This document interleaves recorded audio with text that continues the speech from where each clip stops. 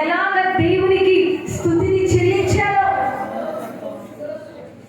బయట దిక్కులకు చూస్తే దేవుడు లేని జనులు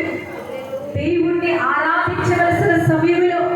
తమ ఇష్టానుసారంగా కాలక్షేపం చేస్తూ ఉండగా నీకు నాకు ఒక గొప్ప ధన్యత ఇవ్వబడింది. దేవుడు చెప్పారు,